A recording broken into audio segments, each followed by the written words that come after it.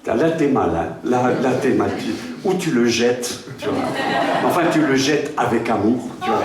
Genre, et après, tu dis, pardonne-moi, Seigneur, mais il fallait que je passe. Hein. Ou tu passes pas et t'es cuit. L'amour est plein de bonté. Regardez ce que ça signifie. Ça signifie littéralement, je ferai tout. Je ferai tout. Et je consacrerai ma vie totale pour t'être utile. Ah ben ça change, hein. L'amour est plein de bonté. Ça sonne bonbon. Ça sonne cucu, la praline.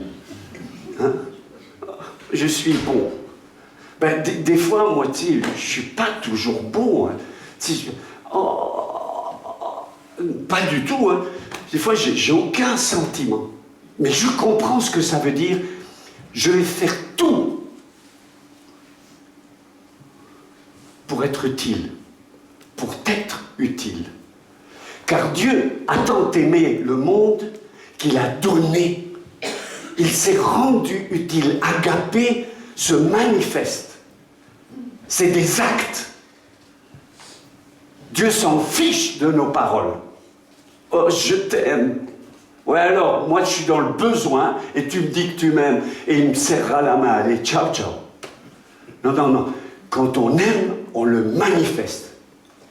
Ah, je reviens à mon image. Hein. Oui, je reviens à mon image. Hein. Et on se retrouve là tous les deux. Comment qu'on fait? Qui disait mon cousin. Comment qu'on fait à ce moment-là? Celui qui aime, qui se trouve en face de l'autre, il fait comme ça. Allez, vas-y, passe sur moi. Et ne te jette pas, mais enfin, reste pas longtemps, s'il te plaît.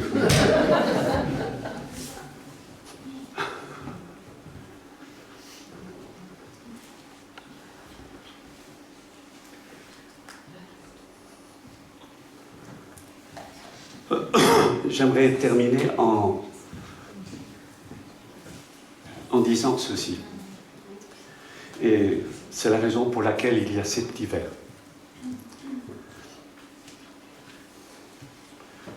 Au cœur de la vie chrétienne,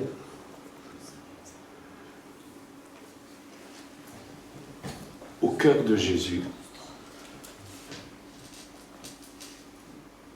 c'est le don. Comment transformer la souffrance? Pratiquement.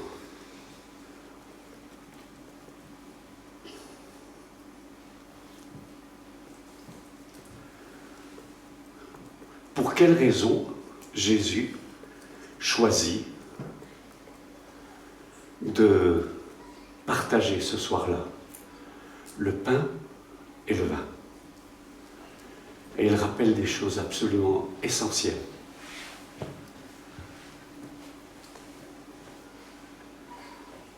Un des exemples absolument extraordinaires où je trouve briller la grâce, la guérison, la vie de Dieu, et que je peux faire, que je peux saisir pour ma vie personnelle. Après des années à suivre Jésus, marcher avec lui, en se prenant tous les coups possibles et permis, certains venant de l'extérieur, et des fois, à cause de ma propre faute et mes propres bêtises, des fois, je me suis mis des fois dans des salades incroyables. Comment faire de ma vie une perle, ou des perles, ou un collier de perles? Joseph est un exemple. Et je le définis en 3 mots. À cause de Joseph, 17 ans, à cause d'un amour excessif, à la limite du chouchoutage de papa Jacob, à cause de mes propres dons et mon intégrité qui me faisait rapporter à mon papa ce que mes frères faisaient. À cause du fait que papa, il m'avait offert une belle robe, bien plus belle que les robes des autres, et que de la jalousie, à cause de Dieu, à cause de l'action de Dieu sur ma vie, alors que j'avais 17 ans et que j'étais encore un morveux. Et je le dis avec respect. Et que j'ai raconté mes 2 rêves que mes frères n'ont rien compris et ont mal interprété. Ils ont cru que je voulais dominer sur eux. Ils n'ont pas compris que le chef, c'est celui qui protège et qui apporte la provision et la sécurité et le futur. À cause de cela, à cause de leur haine, à cause de leur méchanceté, à cause. Et dans nos vies, on peut noter.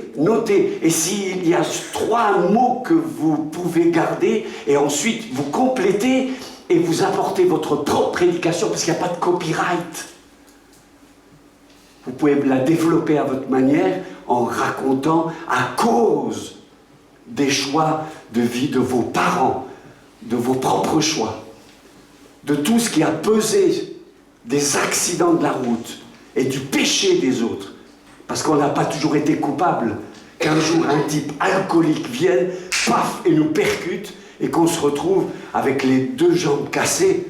C'était pas de notre faute, c'était la faute des autres à cause. Et il y en a plein des à cause. Notre Joseph, il a fini dans une histoire que vous connaissez tous. Hein?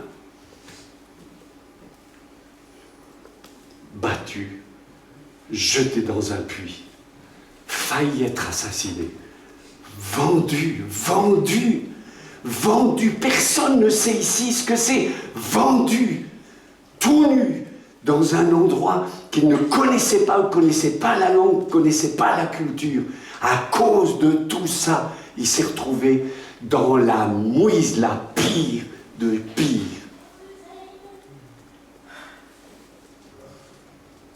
Le 2e mot.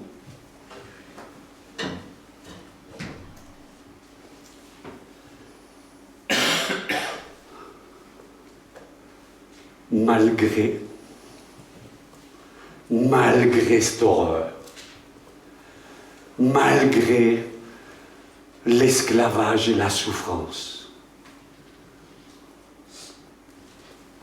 il est resté serviteur, fidèle, dans une maison. Et dans son esclavage et dans sa douleur, il a transformé.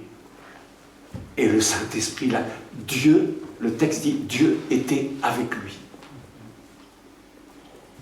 Dieu était avec lui. Et dans la maison de Potiphar, il y avait la femme de Potiphar, c'est allumé, qui avait jeté les regards sur lui. Et il avait tout de suite, non seulement esclave, non seulement il devait surveiller constamment ses arrières, constamment veiller de ne pas être au même endroit que cette femme qui le poursuivait de ses assiduités. Mais c'est terrible. Déjà que t'es mal, imagine le pire qui peut t'arriver. Et malgré tout ça, il gardait ses convictions. Et quand la femme lui disait « couche avec moi, couche avec moi, couche avec moi », et il disait « je ne peux pas », parce qu'il avait à l'intérieur de lui des valeurs, les valeurs qu'il avait reçues dans la maison de son père. Il est jeté encore une fois en prison, et malgré la difficulté, l'horreur, vous imaginez, de pire en pire, de pire en pire, plus que pire. Et à cet endroit, Imaginez dans la prison, il y a une phrase qui m'a bouleversé dans le livre de la Genèse. Dans la prison, il voit 2 prisonniers et il se retourne vers les prisonniers et il leur dit, dans une prison, tout le monde est triste. Et je lis ce verset, dans la prison, il se tourne et voit 2 prisonniers et dit, pourquoi vous êtes si tristes? Non mais il faut le faire. Malgré sa tristesse, il a vu des gens encore plus tristes que lui. Ça veut dire que dans l'épreuve, il ne faut pas être assez niais pour croire qu'on est les seuls. La jouez pas comme ça, jamais, parce que sinon, vous vous enfoncez tout seul. L'histoire se retourne, vous la connaissez, et soudain, c'est le miracle. Il est élevé, et voilà que il est dans une position extraordinaire. Eh bien, c'est à ce moment-là, quand il va rencontrer ses frères,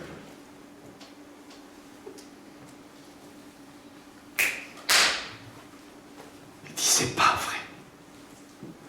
Tout ce chemin de difficulté et de douleur, la main de Dieu était avec moi. Je termine juste avec le 3e mot. Grâce à.